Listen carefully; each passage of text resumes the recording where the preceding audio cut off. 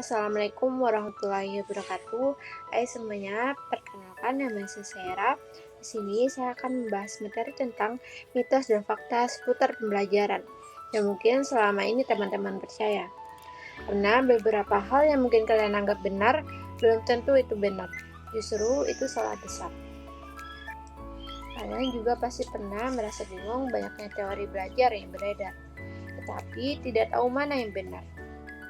Atau mungkin kalian mempunyai kebiasaan belajar yang kurang efektif yang menghambat kalian belajar dengan maksimal. Nah, kali ini saya akan membongkar rahasia, mitos dan fakta seputar pembelajaran. Jadi, siap-siaplah belajar hal-hal baru dan mengubah cara pandangmu tentang belajar.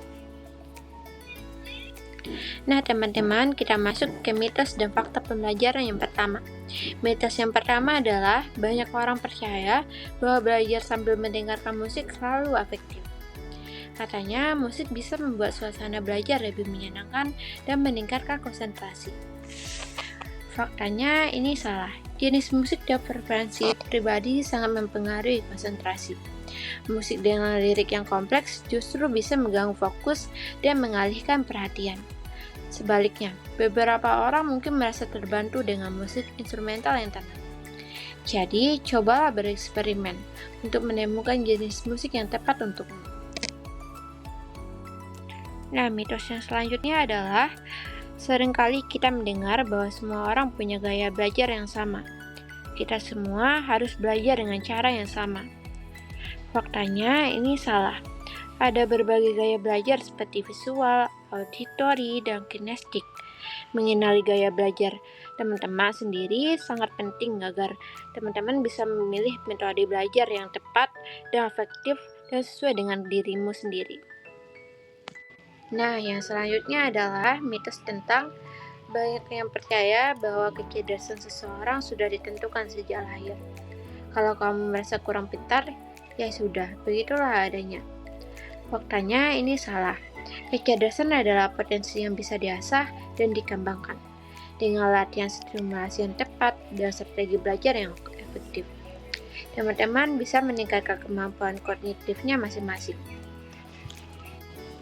Mitos yang selanjutnya adalah begadang untuk belajar agar bisa menyelesaikan banyak materi dalam waktu singkat. Ini cara efektif untuk mengejar ketertinggalan. Faktanya ini salah. Begadang justru kontraproduktif. Arti kontraproduktif ini adalah perilaku berpotensi merusak atau bisa juga disebut merugikan. Tidur yang cukup sangat penting untuk konsolidasi memori dan performa kognitif. Kurang tidur akan menurunkan kemampuanmu untuk fokus, mengingat informasi, dan memecahkan masalah. Jadi, prioritaskan tidur yang cukup untuk hasil belajar yang optimal. Mitos yang selanjutnya adalah hanya orang pintar yang bisa sukses. Kalau kamu merasa kurang pintar, peluang suksesmu kecil. Faktanya, ini mitos yang sangat berbahaya. Ketekunan kerja keras dan strategi belajar yang tepat jauh lebih penting daripada kecerdasan semata. Banyak orang sukses yang bukan berasal dari latar belakang akademis yang cemerlang, tetapi mereka memiliki kemampuan keras dan strategi belajar yang efektif. Mitos yang selanjutnya adalah multitasking. Mengerjakan banyak hal sekaligus adalah cara efektif untuk meningkatkan efisiensi belajar. Faktanya ini salah. Multitasking justru menurunkan konsentrasi dan produktivitas. Otak kita tidak dirancang untuk fokus pada banyak hal sekaligus. Fokus pada satu tugas akan menghasilkan hasil yang lebih baik dan lebih cepat. Yang selanjutnya adalah mitos tentang kemampuan belajar seseorang ditentukan oleh tingkat IQ-nya.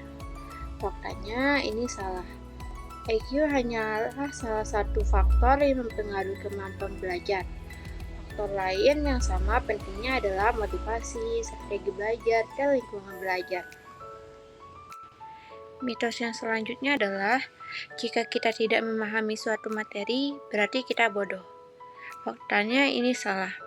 Tidak memahami suatu materi adalah hal yang wajar. Yang penting adalah mau berusaha untuk memahami materi tersebut dengan mencari sumber belajar lainnya. seperti bertanya kepada guru atau teman, dan mencoba berbagai strategi belajar lainnya. Yang selanjutnya adalah mitos tentang kamu harus selalu mengikuti jadwal belajar yang ketat agar pintar. Faktanya ini salah.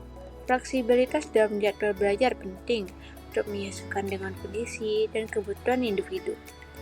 Penting untuk menyeimbangkan antara jadwal belajar yang terstruktur dan waktu istirahat yang cukup. Nah, mitos yang terakhir adalah jika kamu tidak suka suatu mata pelajaran, kamu tidak akan pernah bisa memahaminya. Faktanya ini salah. Minat memang penting dalam proses belajar, tetapi bukan satu-satunya faktor penentu pemahaman. Banyak orang yang awalnya tidak menyukai suatu mata pelajaran, tapi akhirnya bisa memahaminya, bahkan menguasainya dengan usaha dan strategi yang tepat. Teman-teman, kita masuk ke kesimpulan. Jadi itulah beberapa mitos dan fakta pembelajaran yang perlu teman-teman ketahui. Semoga penjelasan kali ini membantu teman-teman untuk mematahkan mitos yang menghambat proses belajar teman-teman. Ingat, kunci sukses belajar bukan hanya kecerdasan, tetapi juga strategi, ketekunan, dan manajemen waktu yang baik. Nah, sekarang teman-teman sudah tahu kan beberapa mitos dan fakta pembelajaran yang saya bahas. Saatnya untuk teman-teman menerapkannya. Mulai sekarang, terapkan strategi belajar yang efektif, kelola waktu dengan bijak, dan temukan gaya belajar yang cocok untuk kalian. Jangan ragu bereksperimen dan temukan cara belajar yang paling menyenangkan dan efektif untuk diri kalian sendiri. Sekian dari saya, banyak maaf, saya tutup. Wassalamualaikum warahmatullahi wabarakatuh.